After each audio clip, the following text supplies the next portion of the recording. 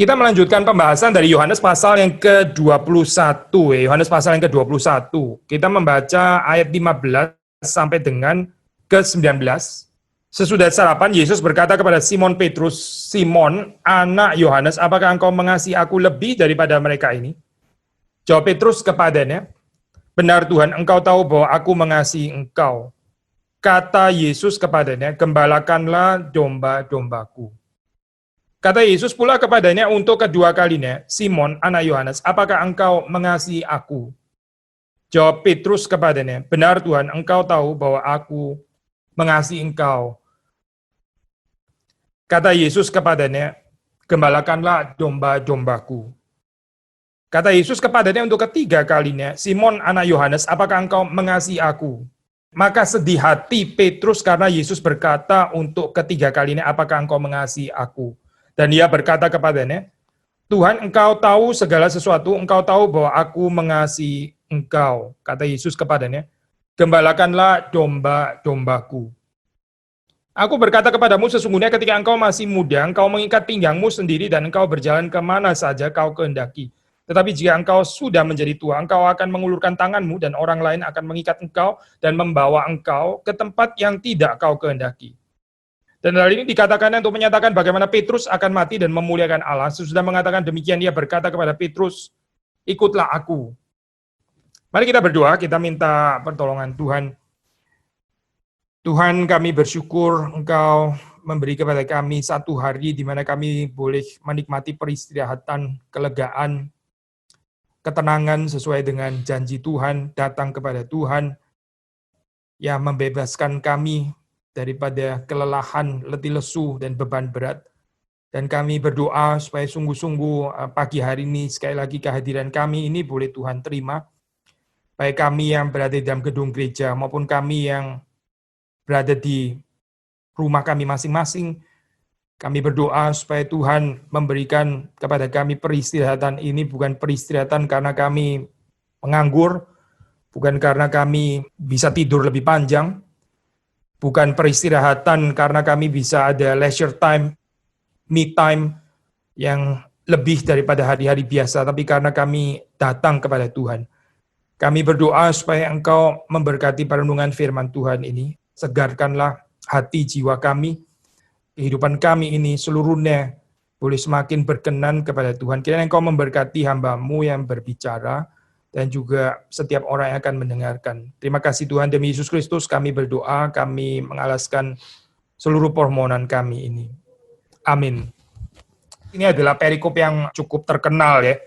Ini adalah perikop yang tidak asing bagi kita gitu, dan sudah banyak dikhotbahkan ya, bicara tentang restorasi Petrus. Kita mau melihat sekali lagi, anyway, setiap kali kita melihat kita bisa mendapatkan perspektif yang berbeda ya kalau kita bertumbuh dalam hal ini. Ayat 15 itu saya, waktu di sini dikatakan sesudah sarapan ya, ini kan menyambung ya daripada sebelumnya gitu. Kita sudah membahas di dalam minggu yang sebelumnya bahwa Yesus di situ dikenali ya. Dikenali bukan karena wajahnya, bukan karena timbre, warna suaranya, tapi Yesus itu dikenali karena pelayanan yang dia lakukan. Dia tidak berubah. Sebelum dia mati, sebelum dia bangkit, dia membasuh kaki murid-muridnya. Dia melayani, setelah dia bangkit, dia juga tetap melakukan pelayanan.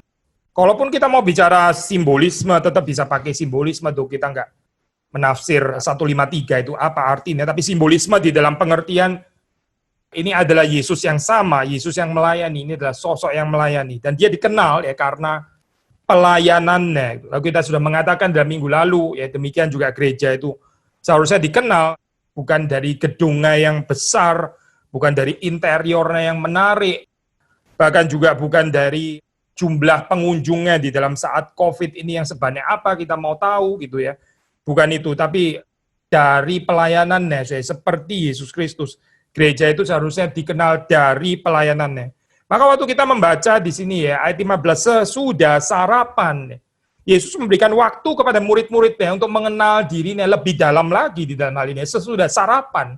Maksudnya ini bukan cuma satu pembicaraan, oh sesudah sarapan, sebelum makan siang gitu maksudnya ya, sesudah sarapan, sebelum tea time, sebelum apa ya. Bukan itu saya poinnya, sesudah sarapan itu sesudah murid-muridnya mengenal Yesus Setelah Yesus melayani mereka, itu maksudnya itu, sesudah sarapan. Maksudnya sesudah murid-murid ini mengenal siapa Yesus, yaitu Yesus yang tidak berubah, Yesus yang selalu melayani mereka. Sesudah itu, Yesus berkata kepada Simon, Simon anak Yohanes, apakah engkau mengasihi aku lebih daripada mereka ini? Saudara dan saya nggak ditanya kalimat ini ya, out of nowhere. Kalimat ini bukan satu kalimat yang muncul sebelum Yesus melayani kita. Ini nggak mungkin kalimat yang dikatakan sebelum Yesus mati dan bangkit untuk kita dalam hal ini ya. Karena kita nggak mengerti ya, cinta kasih Tuhan kepada kita itu seperti apa. Tapi kemudian Tuhan tuntut dulu gitu misalnya ya. Apakah engkau mengasihi aku? Itu bukan Tuhan yang di dalam Alkitab, saya bukan. Tuhan yang di dalam Alkitab itu mengasihi kita terlebih dahulu. Dia melayani kita terlebih dahulu. Setelah itu dia tanya respons di dalam hal ini ya. Apakah engkau mengasihi aku? Apakah engkau mengasihi aku lebih daripada mereka ini? Ya, ini seperti saudara tahu di dalam tafsiran ini banyak sekali ya, saudara. Lebih daripada mereka ini itu maksudnya apa sebetulnya gitu. Singkat saja, saudara. Tafsiran yang lain itu variasinya nggak meyakinkan ya. Kita tahu Petrus ini adalah, ya di sini disebut Simon ya, mungkin bukan kebetulan disebut Simon. Petrus ini adalah seseorang yang sangat overconfident ya, dengan kasihnya kepada Tuhan Yesus. Dia pernah mengatakan kalimat, meskipun mereka semua meninggalkan engkau gitu ya, waktu Yesus akan dianiaya, disalib, mereka semua meninggalkan engkau, aku sekali-kali tidak akan meninggalkan engkau. Jadi dia klaim bahwa dia akan satu-satunya, mereka semua, kalaupun semua meninggalkan Yesus, saya tidak akan meninggalkan Yesus. Overconfident saya dalam hal ini ya. Nah, tadi kita mengatakan Yesus itu tidak berubah ya, sebelum dan sesudah kematian dan kebangkitannya. Nggak berubah. Petrus berubah ya di dalam hal ini ya.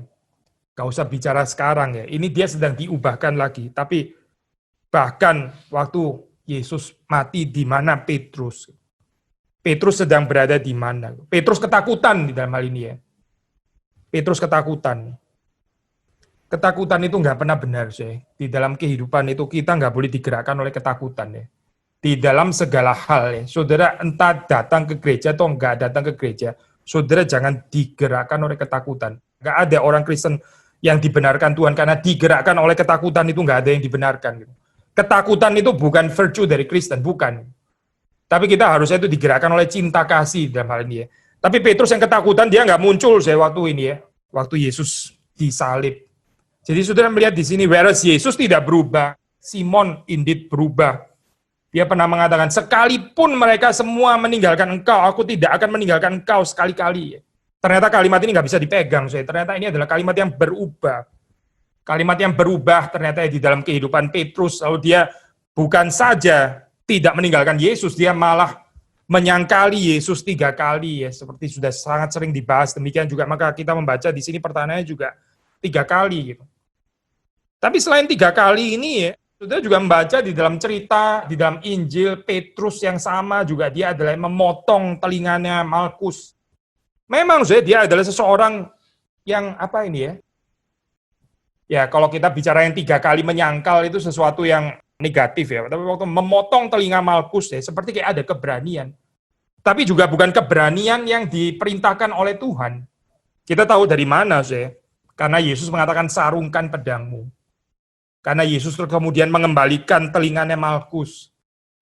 Saudara nggak membaca di dalam cerita itu, terus kemudian Yesus mengatakan, betul itu Petrus, betul, kamu potong itu tadi betul. Kenapa cuma 1, mestinya 2 sekalian kamu potong. Yesus nggak bilang kalimat seperti itu ya. Yesus mengembalikan telinga Malkus. Yesus bilang kepada Petrus, sarungkan pedangmu. Saudara perhatikan ya di dalam kehidupan kita. Waktu takut luar biasa gitu, dikuasai oleh ketakutan. Tapi waktu beraninya juga ngawur gitu, nggak bisa persis ya sesuai dengan takaran yang Tuhan mau. Gitu. Waktu takut luar biasa takut nggak menyatakan iman gitu. Tapi waktu berani ternyata juga nggak diperintahkan Tuhan. Ternyata itu adalah keberanian yang nekat. Mungkin itu adalah kedagingan di dalam hal ini ya. Balas dendam yang keliru dan seterusnya dan seterusnya. Tapi terus kemudian dikatakan atas nama keberanian. Nah saudara ini ya, keberanian yang salah itu bukan iman ya. Ketakutan yang salah itu bukan damai sejahtera gitu. Jangan ditukar-tukar ya. Saudara berani secara salah, lalu saudara bilang itu saya pemberani gitu. Saya ada Christian virtue, namanya courage. Bukan. Dan jangan waktu kita ketakutan, terus kemudian kita pakai istilah itu namanya bijaksana. Ini bukan ketakutan. Ini saya sedang berbijaksana. Saudara jangan main-main ya dalam hal ini gitu. Saya juga berkata ini kepada diri sendiri ya. Kita nggak boleh main-main dengan keadaan hati kita. Lalu kita bikin justification. Sebetulnya ketakutan, tapi kita bilang bukan. Ini adalah bijaksana namanya gitu. Lalu kita bilang itu adalah keberanian. Sebetulnya kita nggak tahan kalau nggak bales orang lain, nggak pukul orang lain, kita nggak tahan. Seperti Petrus juga nggak tahan kalau nggak potong telinganya Malkus. Jadi dalam gambaran ini saudara perhatikan, waktu Yesus mengatakan di sini ya, Simon, anak Yohanes, apakah engkau mengasihi aku? Kata kuncinya itu mengasihi. Perhatikan di sini Yesus katanya kalimat, Simon, apakah engkau masih takut? Gitu misalnya ya. Karena kalau dijawab masih takut, urusannya bisa dijawab enggak, sudah berani. Buktinya saya sudah telinga Malkus, sudah saya potong kok. Gitu. Yesus juga nggak tanya, Simon anak Yohanes, apakah engkau pemberani gitu ya? Pemberani gitu ya. Pemberani itu multitafsir sekali gitu ya. Tapi kalau kita bilang mengasihi, di dalam kasih tidak ada ketakutan. Di dalam kasih itu ada keberanian yang benar, bukan keberanian dari diri kita sendiri, bukan kenekatan, tapi keberanian yang benar. Cukup dengan satu kata itu ya, yaitu kasih. Kasih yang sejati, kasih yang tulus, itu sudah mencakup semuanya kita mengatakan.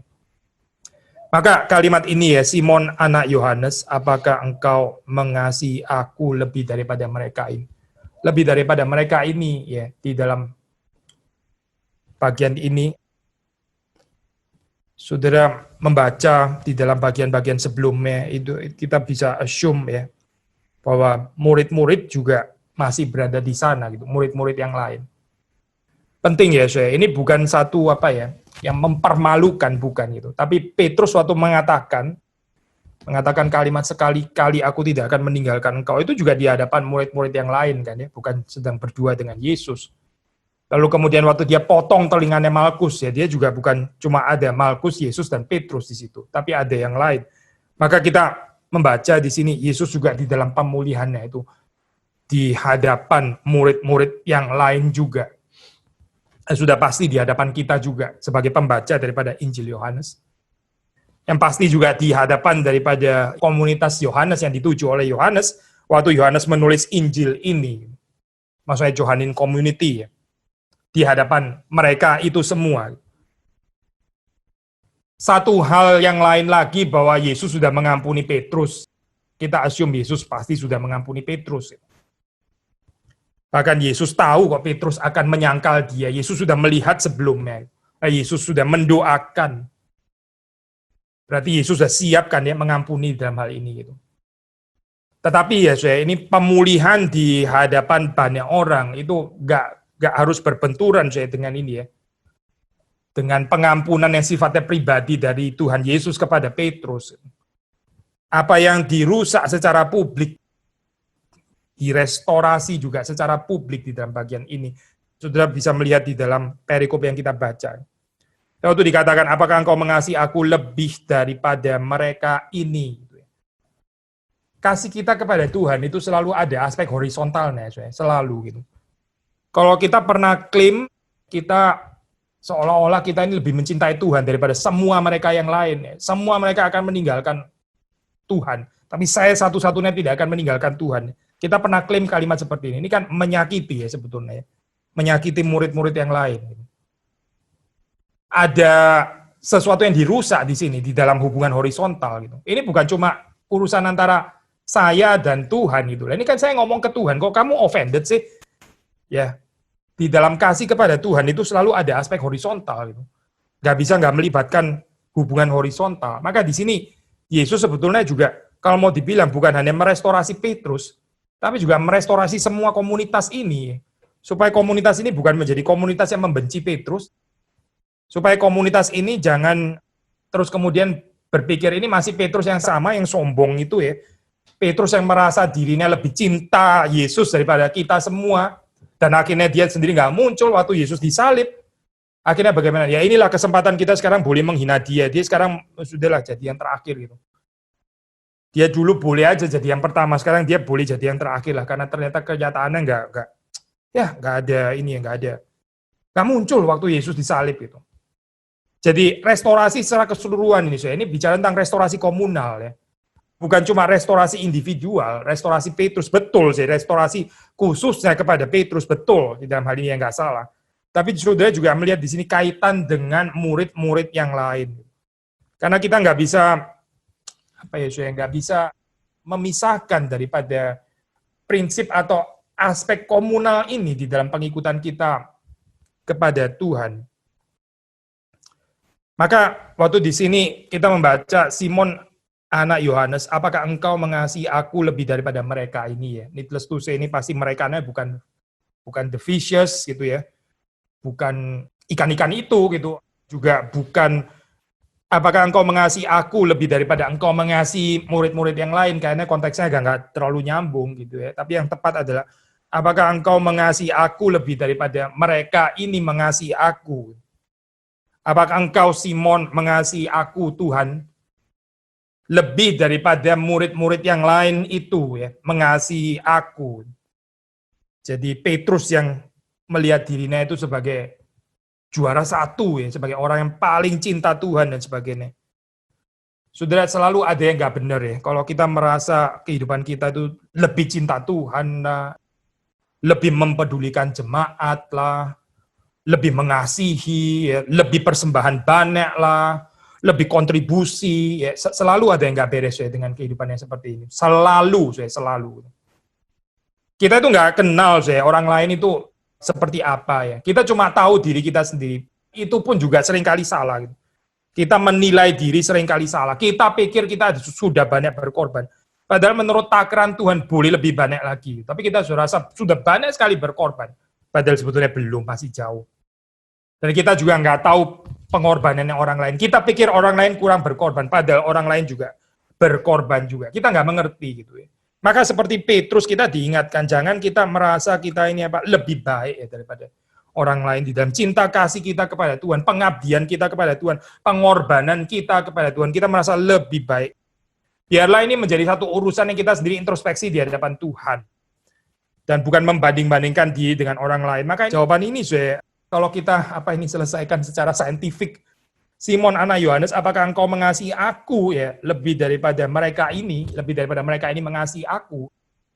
Jawaban saintifiknya kan sebetulnya cuma ada 3 kemungkinan gitu. Iya, Simon mengasihi Tuhan lebih daripada mereka ini mengasihi Tuhan, atau tidak, mereka yang lebih mengasihi Tuhan daripada Simon mengasihi Tuhan. Ya, itu variasi kedua. Variasi ketiga adalah baik Simon maupun murid-murid yang lain sama-sama mengasihi Tuhan. Kasihnya itu persis sama gitu misalnya. Nggak menarik saya bahas kayak begini saya. Makanya jangan di-approach scientific gitu. Ini bukan jawabannya secara sains gitu ya. Cuma ada 3 kemungkinan, either Simon yang lebih atau murid-murid yang lebih atau sama persis ya. Kalau mau dibilang sama persis ya kayaknya kok ya sulit ya sama persis gitu. Orang yang sama persis itu kan sulit ya saya. Orang kembar pun nggak sama persis. Bagaimana bisa sama persis? Lalu terus kemudian Simon lebih mengasihi, kayaknya enggak. Tapi mau mengatakan message-nya ternyata murid-murid yang lain lebih mengasihi daripada Simon mengasihi. Poinnya juga apa saya mengatakan kalimat seperti ini? Ini bukan tentang itu, saya bukan gitu. Bukan bicara tentang bagaimana kita membanding-bandingkan diri dengan orang lain, bukan. Tapi di sini adalah bicara Tuhan Yesus itu mau menyingkirkan perasaan lebih mengasihi Tuhan daripada orang lain gitu. Regardless faktanya sebetulnya lebih mengasihi atau kurang mengasihi atau sama, itu nggak terlalu penting di dalam bagian ini. Tetapi perasaan lebih mengasihi Tuhan daripada orang yang lain, ini adalah perasaan yang perlu dibuang.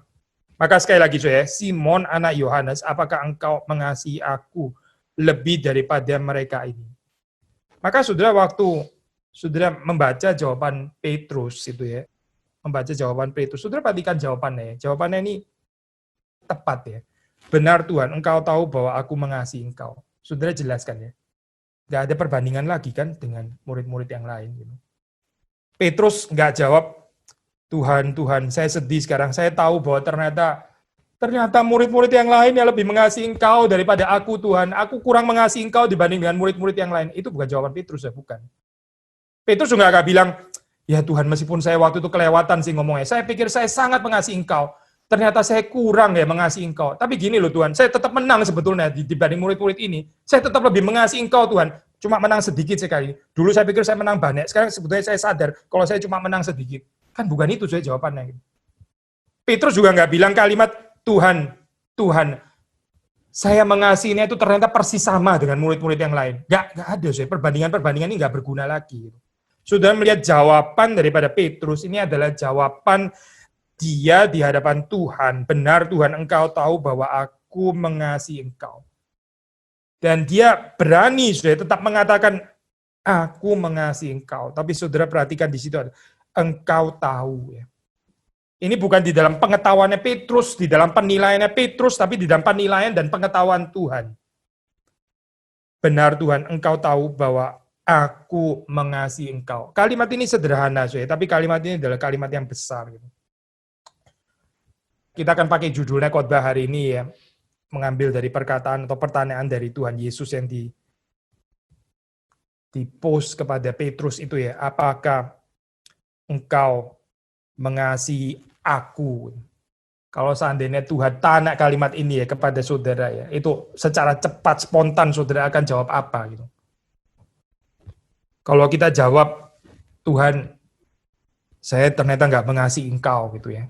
Ya, oke, rendah hati gitu ya. Tapi berbeda ya saya dengan jawaban Petrus itu. Ya, kerendahan hati sih bukan sesuatu yang salah, tapi ini bisa menjadi excuse. Tuhan, saya tidak mengasihi engkau. Ya sudah, saya memang orangnya gini Tuhan. Mau gimana lagi gitu. Ya sudah, kamu mau terima atau nggak terima orang yang nggak mengasihi engkau ini. Celaka ya saya kalimat kayak gini. Petrus nggak bilang kalimat itu loh saya. Tuhan, saya tidak mencintai engkau. Gitu. Tuhan, saya orang yang ternyata ketakutan. Gitu. Petrus nggak bilang kalimat itu loh saya. Petrus sudah diampuni dan dia berani mengatakan, aku mengasihi engkau. Dan ini bukan kalimat gombal, saya bukan. Gitu.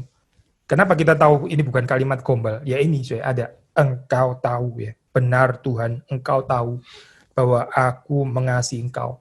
Dan saudara juga jangan, tafsir. Anyway, kita nggak ada gunanya tafsir di sini 3 kali dalam pengertian kayak Yesus nggak percaya gitu. Lalu terus kemudian penafsiran yang terkenal itu ya, penafsiran yang sudah agak lewat sebetulnya. Ini penafsiran yang dari komentator-komentator yang sudah puluhan tahun lalu. Saya bukan mengatakan semua komentar lebih baru pasti lebih benar, bukan itu maksudnya. Tapi kita bersyukur ada ada research yang lebih maju, lebih detail mengerti. Seperti saudara tahu kan ada penafsiran ini kan ya, mengontraskan antara istilah agape ya, agapau, lalu terus kemudian dikontraskan dengan phileo gitu ya. Yesus mulai dengan agape, ternyata terus kemudian dijawab sampai ketiga kali akhirnya Yesus menurunkan juga gitu ya dengan phileo ya, kalau dalam bahasa aslinya mungkin sudah pernah ya mendengar tafsiran ini. Yesus tanyanya agape dijawab phileo, tanya agape dijawab phileo gitu. Akhirnya oke lah Yesus ngalah gitu, tulis tanyanya pakai phileo gitu dan sebagainya. Dan mengontraskan antara agape dan philia gitu, agapau dan phileo gitu. Mungkin tafsiran ini sangat terpanggul Andreas Nygren ya. Nygren itu bicara tentang kasih agape itu seperti kasih yang khusus sekali gitu ya, over jenis-jenis cinta yang lain seperti eros dan sebagainya gitu.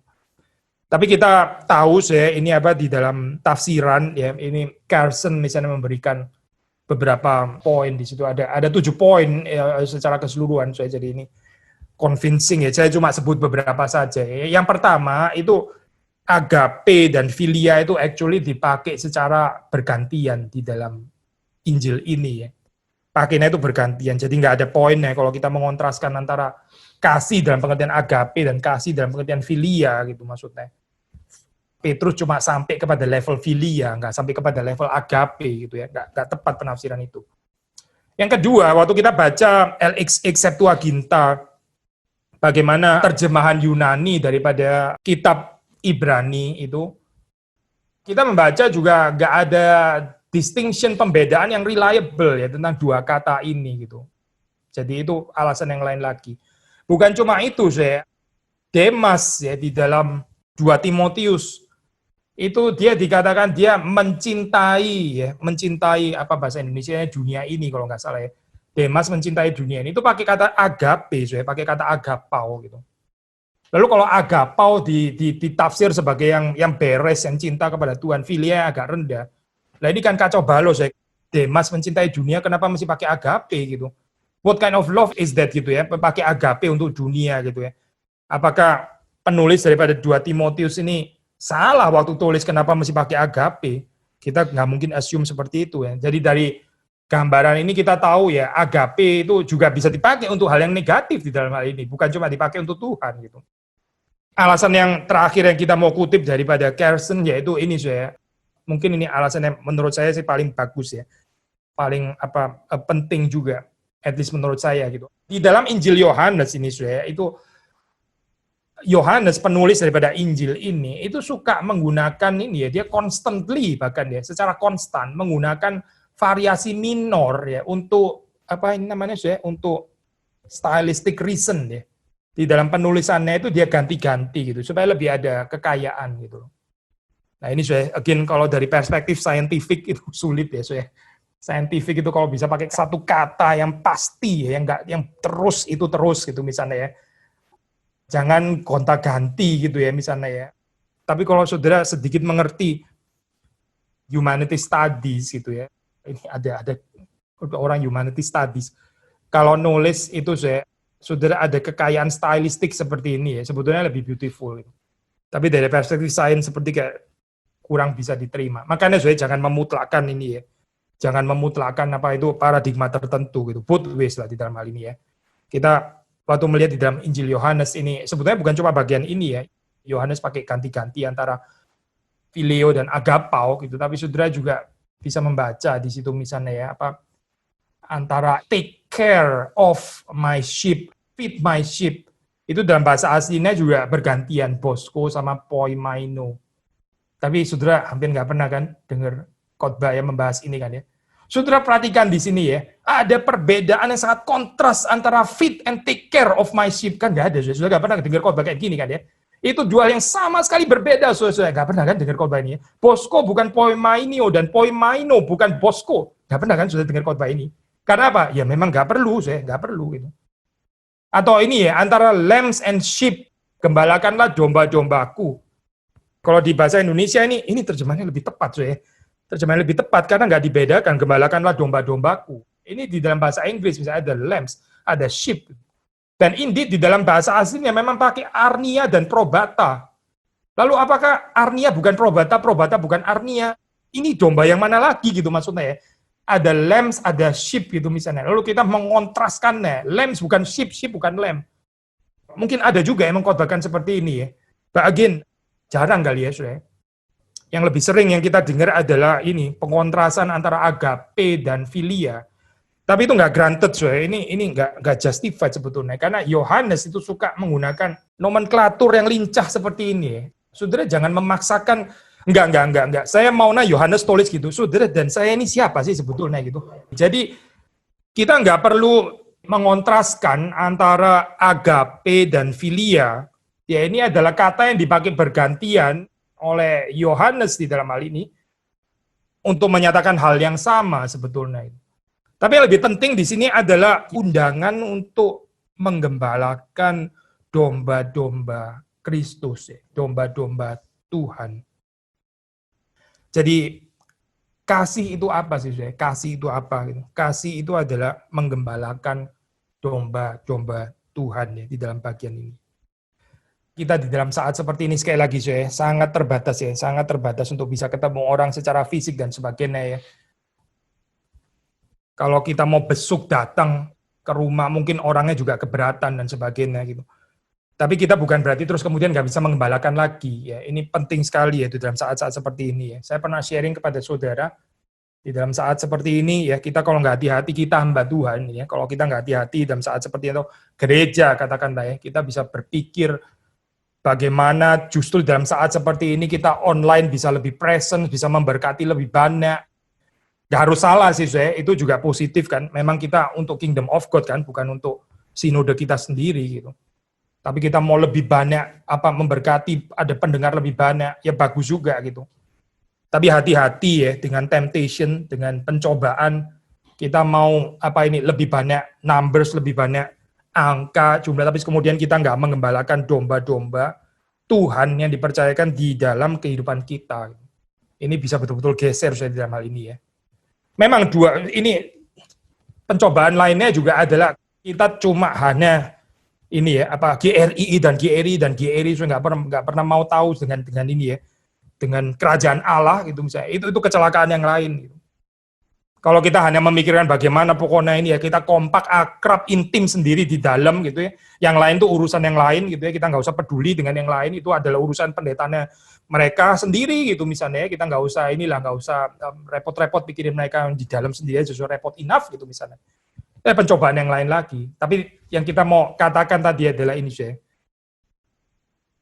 pencobaan untuk menjadi global ya, menjadi global tapi terus kemudian jadi nggak peduli lagi dengan personal touch ya. Ini penting sekali ya. Saya di sini meskipun nggak di Jakarta, saya juga ini telepon 1, 2, jemaat 3, 4 dan sebagainya, meskipun nggak bisa cover semuanya dalam waktu yang singkat ya, jadi kita ini bagi-bagi sekarang. Tapi saudara juga boleh telepon pendetamu juga boleh sih, saudara telepon saya, tanya kabarnya saya bagaimana gitu ya. Selain saya juga tanya kabar saudara bagaimana, bukan secara basa-basi maksud saya.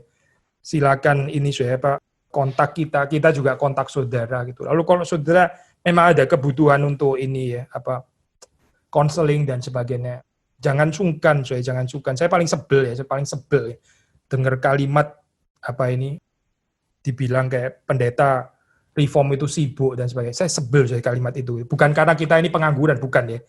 Bukan karena kita ini kenyataannya nggak sibuk kok, bukan gitu. Tapi itu kalimat yang nggak terlalu berguna untuk kita. Saya sibuk, maksudnya jangan ganggu lagi. Kalau betul seperti itu, saya kepingin ngomong ya sudah lu turun aja kali jadi hamba Tuhan gitu. Kalau sudah sibuk sampai nggak bisa diganggu lagi, sampai orang nggak bisa telepon lagi, turun aja lah, berhenti jadi pendeta, berhenti jadi hamba Tuhan gitu, cari kerjaan yang lain lah sekalian gitu. Jadi nggak usah pakai istilah ini, sibuk nggak sibuk itu urusannya kita gitu ya, sibuk nggak sibuk itu urusannya kita. Tapi saudara kalau ada kebutuhan, betul-betul memang ada kebutuhan, memang kebutuhan yang perlu bicara, didoakan, konseling dan sebagainya, silakan approach kita gitu. Saudara kalau even nggak ada problem pun saudara mau disapa gitu misalnya, atau culture timur untuk keadaan kayak begini mungkin agak sulit kali ya, tapi nggak apa-apa ya. Saya kepingin disapa gitu misalnya, boleh nggak kontak saya? Tulis saja ini nomor saudara, nama saudara, nanti kita kontak saudara. Memang kita mau kontak kok di dalam hal ini. Ini ya balik lagi ya, gembalakanlah domba-dombaku. Ada saatnya ya di sini dalam hal ini ya, bicara tentang pastoral ya, emphasisnya itu pastoral gitu. Carson even menulis ya, the emphasis is now on the pastoral rather than the evangelistic. The emphasis is now on the pastoral rather than the evangelistic. Menarik ya kalimat seperti ini. Saya percaya pasti Carson bukan di dalam pengertian dia itu anti penginjilan, pasti nggak mungkin ya saya membayangkan kayak begini. Ini adalah seorang komentator yang sangat diberkati dan dipakai Tuhan gitu, nggak mungkin kita menafsir seperti itu. Tapi indeed ada saat-saat tertentu di mana kita itu menekankan juga penggembalaan di dalam. Ada saatnya kita menekankan penginjilan, ada saatnya juga kita menekankan pengajaran gitu. Tapi ada saatnya menekankan penggembalaan. Jadi dalam bagian ini kasih itu adalah penggembalaan. Kasih itu adalah gembalakanlah domba-dombaku. Dan saudara perhatikan ya, di sini kalau kita baca itu, Tuhan Yesus bilang ini domba-dombaku ya, domba-dombaku. Menarik kata ini ya, kenapa nggak bilang gembalakanlah domba-dombamu gitu. Lebih ada sense of belonging kan kalau Yesus bilang kalimat itu ya. Gembalakanlah domba-dombamu, ya domba-dombamu itu, domba-domba kelapa gading itu kan domba-dombamu toh, itu bukan dombanya orang lain, dombamu itu. Bisa saja ngomong seperti itu ya. Memang juga kan dia perlu ada sense of belonging. Tapi kenapa Yesus bilang gembalakanlah domba-dombaku? Ada beberapa hal sedikitnya 2 hal dalam hal ini ya. Itu istilah domba-dombanya Petrus atau domba-dombanya saya gitu misalnya dalam hal ini ya. Nggak terlalu menolong dalam hal ini karena bisa dihayati secara salah, mungkin bukan sense of belonging yang yang tepat, tapi di dalam pengertian protektif, overprotective, obsesif, posesif, dan sebagainya, dan termasuk juga terus kemudian kehilangan visi kingdom of God ini ya, inilah gerejaku, ya ini sinodeku, ini adalah jemaatku, ya ini rumah tanggaku yang nggak boleh diganggu oleh orang lain, dan saya juga nggak mau peduli dengan rumah tangga orang lain, dengan gereja orang lain, dan sebagainya. bisa saja diayati seperti ini. Tapi waktu dibilang di sini my sheep ya, maksudnya dombanya Kristus. Petrus diundang untuk ini ya, jadi co-ownership ini ya, memiliki bersama dengan Kristus itu. Tetap ini adalah dombanya Kristus itu. Kalau mau bicara sense of belonging. Tapi ini dombanya Kristus ya. First of all, ini adalah dombanya Kristus. Kita harusnya lebih menghargai kalau ini adalah milik Kristus. Rumah Tuhan sama rumah saudara lebih, ya ini susah ya ngomong kalimat seperti ini ya. Ada penulis tulis gitu ya. Coba saudara perhatikan, public toilet itu selalu lebih kotor daripada toilet di rumah kita gitu kan ya. Public toilet selalu lebih top. Ya jawabannya sederhana ya, karena itu public toilet itu karena itu bukan nggak ada urusannya dengan saya gitu kan. Toilet di rumah saya itu mesti bersih dalam hal ini ya, karena itu adalah punya saya gitu kan dalam. Ya ini in the fallen world orang berpikir seperti ini ya. Tapi tadi saya mau mengajak berpikir seperti ini ya. Rumahnya Tuhan dengan rumah kita gitu ya. Kalau misalnya rusak gitu, ada yang terganggu, kita harus lebih terganggu yang mana ya harusnya gitu. Kalau saudara bilang, tetap rumah saya gitu, wah susah ya, kayak begini ini susah gitu. Kita nggak bisa diajak nalar berarti gitu. Kalau rumah kita terbakar dengan gereja terbakar, saudara rasa apa gitu? Saudara rasa ya nggak apa-apa, lebih baik gereja saja yang terbakar gitu. Atau rumah saya, toh itu cuma rumah saya gitu.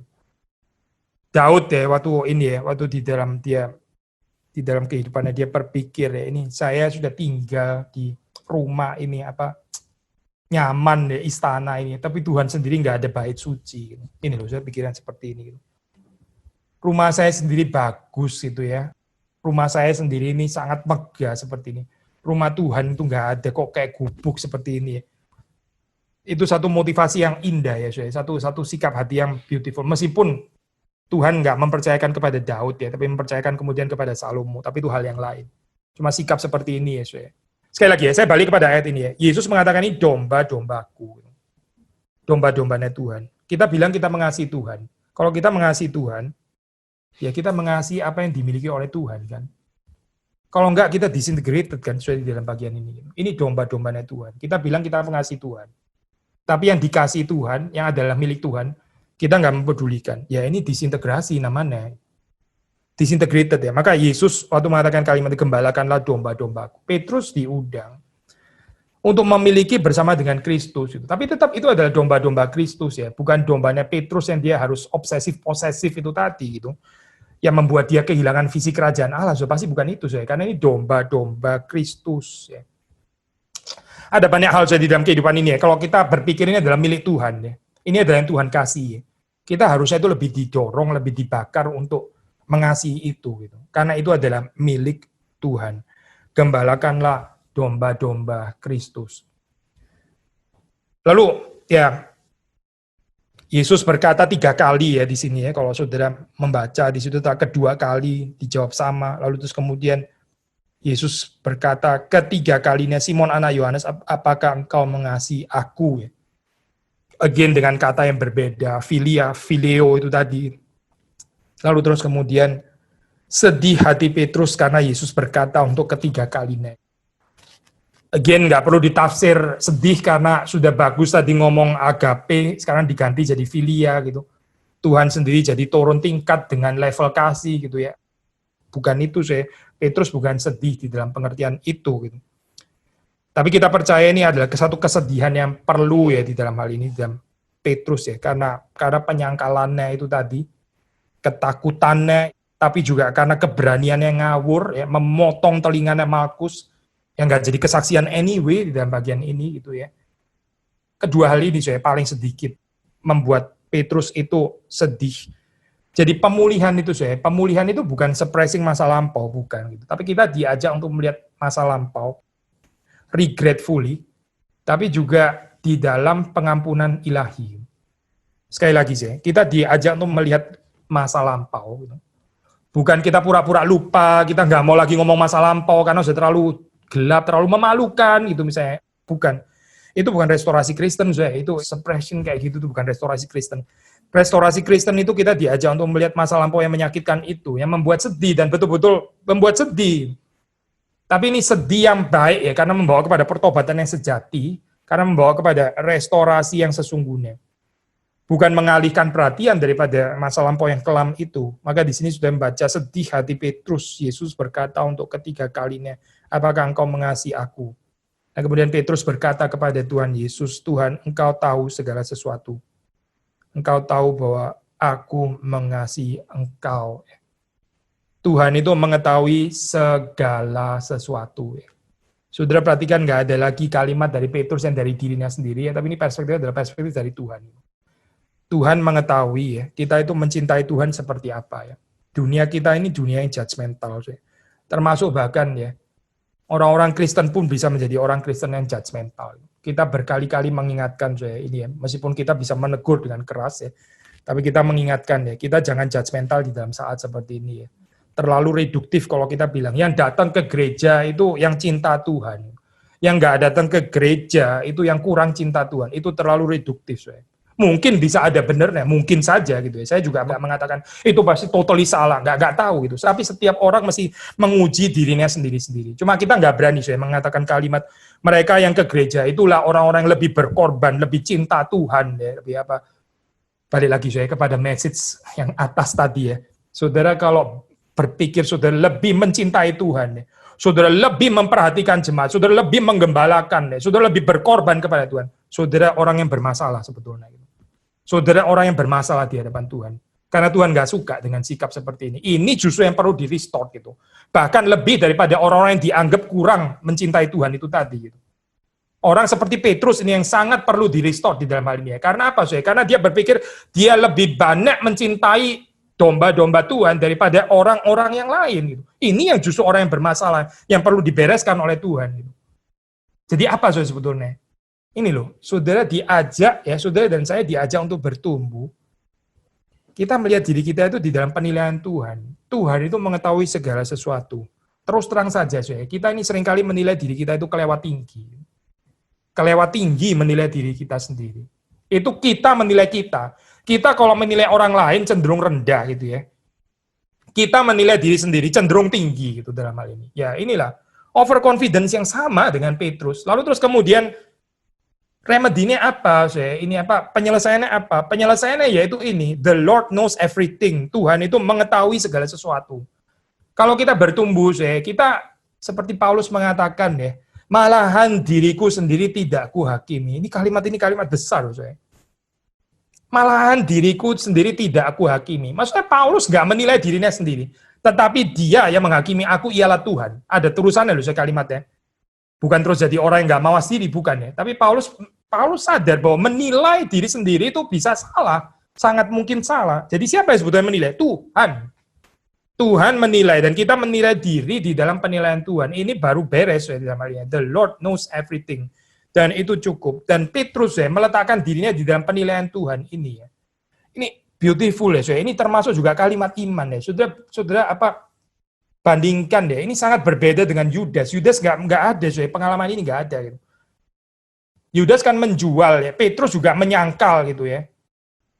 Yudas nggak bisa mengatakan kalimat seperti ini gitu. Engkau tahu Tuhan bahwa aku mengasihi engkau. Nggak ada kalimat itu. Nggak muncul daripada ini Yudas itu. Yudas itu ya sudah jatuh ke dalam penghakiman seperti itu gitu. Karena nggak ada anugerah dan dia nggak bisa melihat Tuhan yang memberikan anugerah kepada dia. Ya kemudian terus kemudian waktu dia melihat dirinya sendiri, so pantas memang dia harus mati dalam hal ini ya. Dia membenci dirinya sendiri. Dia kemudian mati di dalam cara yang seperti itu. Tapi saudara perhatikan ya di dalam kehidupan Petrus di sini ya, dia nggak masuk kepada kehidupan seperti Yudas itu yang terus kemudian jadi membenci dirinya sendiri. Tapi dia dengan perspektif iman deh, dalam anugerah Tuhan, dia mengatakan engkau tahu segala sesuatu. Engkau tahu bahwa aku mengasihi engkau. Saudara, kekristenan itu bukan cuma membawa kita kepada ini ya, misalnya tadi ya, rasa sombong sekali, sangat mengasihi Tuhan, gitu, sangat mencintai Tuhan. Terus dibawa kepada, ya Tuhan, ternyata saya nggak mencintai engkau, titik, selesai. Itu bukan kekristenan, bukan. Kekristenan itu bukan membawa kita kepada keadaan, ya Tuhan, ternyata saya nggak mencintai engkau ya, ternyata saya ini orang gagal, titik, selesai, the end. Gitu. Bukan. Kekristenan itu ini yang kita baca di sini gitu. Petrus yang memang betul dia kurang mengasihi Tuhan, ternyata dia nggak mencintai Tuhan, tapi kemudian diakhiri dengan kalimat ini kan ya. Tuhan, Engkau tahu segala sesuatu, Engkau tahu bahwa aku mengasihi Engkau. Nggak cukup loh, saya hanya dengan bilang kalimat Tuhan mengasihi aku. Gitu. Tuhan mengasihi aku. Tuhan peduli kepadaku. Gitu. Terus kemudian tentang cinta kasihnya kita kepada Tuhan gimana? Kita nggak usah ngomong itu. Yang saya tahu adalah Tuhan mengasihi aku. Nggak cukup saya ini. Ini bukan Injil, bukan gitu. Injil itu memang Tuhan mengasihi kita, betul gitu. Tapi terus kemudian kita diundang ya berpartisipasi union with Christ. Ada kalimat ini, aku mengasihi engkau. Ya. Ini berbeda, secara kalimat bisa mirip dengan yang pertama yang overconfidence tadi ya. Kalimat aku mengasihi engkau gitu. Tapi ini kalimat yang sama sekali berbeda sebetulnya. Yang membedakan apa? Ini pengetahuan Tuhan. Bukan penilaian saya, bukan pengetahuan saya, tapi Tuhan yang maha tahu, Tuhan yang mengetahui segala sesuatu. Tuhan mengetahui ya bahwa Petrus mengasihi Tuhan dan itu cukup ya. Kita nggak bisa ini ya, kita nggak akan dibebaskan hidup di dalam dunia yang judgmental ini ya. Nggak akan gitu. Saudara nggak usah minta kepada Tuhan supaya saudara nggak usah dihakimi lagi oleh sesama saudara. Nggak akan percuma berdoa seperti itu ya. Saya akan mengatakan percuma. Gitu. Saudara nggak usah berdoa, oh Tuhan bebaskanlah daripada orang lain yang suka menilai aku. Nggak akan dijawab. Percuma, nggak usah berdoa itu. Gitu. Karena dunia ini akan terus menilai kita dengan penilaian yang entah kelewat tinggi atau kelewat rendah. Gitu ya. Tapi yang lebih penting itu adalah apa? Kita bertumbuh di dalam penilaian Tuhan. Tuhan itu mengetahui saudara dan saya. Dan kita better mengetahui dan menilai diri kita itu bersama dengan Tuhan, bukan berdasarkan penilaian kita sendiri. Karena penilaian kita sendiri itu ngawur, seperti juga penilaian orang lain juga seringkali ngawur. Penilaian saudara dan saya juga ngawur terhadap diri kita sendiri. Maka kalau kita bertumbuh, mari kita peka ya. Tuhan itu menilai kita itu apa? Saya bicara sama ini ya, sama keluarga, bicara tentang pergumulan ini ya. Saya pulang nggak pulang gitu. Saya bilang kepada mereka, dan saya jujur saya kalimat ini ya. Saya bukan memperhatikan impression yang orang itu, saya pulang nggak pulang ke Jakarta itu apa gitu. Saya sendiri harus tahu di hadapan Tuhan keputusan ini apa. Gitu. Bukan takut diomongin orang, atau orang setuju, atau orang ngerti, atau nggak ngerti, atau judgmental gitu ya. Saya sendiri melihat Tuhan menilai di dalam keadaan seperti ini apa sebetulnya gitu. Ini yang jauh lebih penting gitu. Kalau enggak, kita akan terus-menerus diombang-ambingkan oleh perkataan orang gitu. Yang satu kepingin ini, yang lain kepingin itu. Ini enggak selesai-selesai seperti ini ya. Enggak ada jalan keluar ya. Bukan berarti kita enggak mau pedulikan masukan orang lain ya. Kita pedulikan masukan orang lain. Tapi at the end itu bagaimana Tuhan melihat keputusan saudara dan saya itu bagaimana gitu. Tuhan itu menilai apa gitu. Ini sangat penting dan ini enggak boleh ditukar dengan apapun gitu. Saudara nggak boleh tukarin dengan segala sesuatu yang lain ya. Kalau kita nggak mau merusak integritas kita. Terakhir, kemudian Yesus mengatakan kalimat ini ya. Sesungguhnya ketika engkau masih muda, engkau mengikat pinggangmu sendiri, engkau berjalan kemana saja kau kehendaki. Tetapi jika engkau sudah menjadi tua, engkau akan mengulurkan tanganmu dan orang lain akan mengikat engkau dan membawa engkau ke tempat yang tidak kau kehendaki. How beautiful ya kalimat ini ya. Ternyata Petrus benar ya. Waktu Petrus mengatakan, Tuhan engkau tahu aku mengasihi engkau. Aku mengasihi engkau. Ini konfirmasi yang betul-betul kalimat yang menurut saya ini kalimat yang paling indah ya. Yesus mengatakan, ya kalau boleh kita paraphrase ya, Yesus seolah mau mengatakan, betul, yang kamu bilang itu betul. Engkau memang mengasihi aku ya. Dan itu akan dinyatakan bahwa engkau akan mati martir bagiku. Jadi Petrus dia nggak bohong ya, dia nggak overconfidence, dia terus kemudian bukan asal ngomong di sini aku mengasihi Tuhan ya. Yesus sendiri meneguhkan kalimat ini ya dengan ini nubuatan ini ya. Sesungguhnya ketika engkau masih muda, engkau mengikat pinggangmu sendiri, engkau berjalan kemana saja kau kehendaki. Tetapi jika engkau sudah menjadi tua, engkau akan mengulurkan tanganmu dan orang lain akan mengikat engkau dan membawa engkau ke tempat yang tidak kau kehendaki. Despite ini ya, saya ada perdebatan tentang ini ya, tapi Carson persuaded, dia bilang ini betul kok tentang crucifixion. Cuma yang Carson nggak persuaded, dia bilang kalau yang tentang dijungkir balik dari kepala di bawah dan sebagainya, ya itu perhaps legendary ya. Maksudnya ini ya Carson bilangnya ini too remote, too infected with legendary accretions. Jadi ini mungkin ya kita nggak bisa tahu lah ya.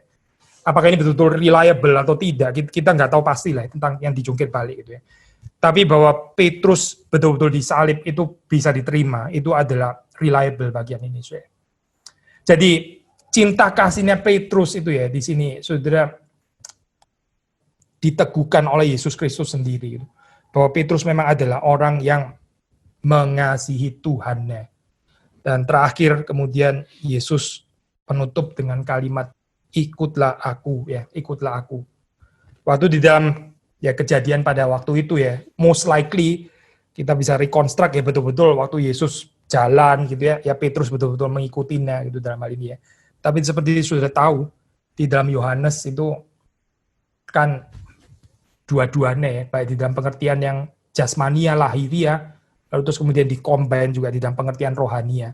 Maksudnya ini ajaran atau ajakan untuk mengikut Yesus ya. Dan Petrus indeed sungguh-sungguh ya, sungguh-sungguh dia mengikut Kristus. Pertanyaan yang sama ya. Tuhan tanya kepada saudara dan saya, apakah engkau mengasihi aku?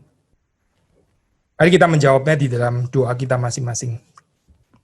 Kita berdoa.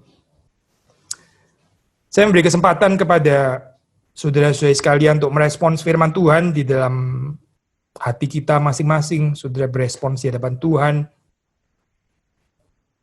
memberi diri kita untuk sekali lagi boleh di-restore, boleh dipulihkan, seperti Petrus juga dipulihkan. Nanti saya akan tutup di dalam doa. Tuhan, kami bersyukur Engkau tidak berhenti mengundang kami untuk menerima cinta kasih Tuhan yang sempurna itu, tapi juga mengundang kami untuk mengasihi Engkau sebagai respons kami. Terima kasih Tuhan, karena rencana Tuhan di dalam kehidupan ini tidak bisa dirusak. Kami bersyukur karena Engkau adalah Allah yang selalu menang di dalam membujuk kami untuk lebih lagi mencintai Engkau. Kami berdoa supaya Tuhan menarik kami untuk mengikut Engkau, menarik kami untuk lebih lagi mengasihi Engkau, sehingga kehidupan kami ini bukan kehidupan yang terus mau dikasihi, diperhatikan, digembalakan, tapi kami menjadi orang-orang Kristen yang bertumbuh dewasa, bisa mengembalakan, bisa mengasihi, bisa mendoakan orang lain, bisa mencintai dengan tulus, bukan supaya mendapatkan pujian. Kami berdoa supaya Tuhan yang sempurnakan kehidupan kami di dalam saat-saat seperti ini khususnya, ajarkan kepada kami untuk bisa terus bersaksi kemuliaan nama Tuhan. Seperti Petrus yang kematiannya mempermuliakan Engkau. Kami juga rindu Tuhan di dalam kehidupan, di dalam kematian kami juga mempermuliakan Tuhan. Demi Yesus Kristus kami berdoa, kami bersyukur. Amin.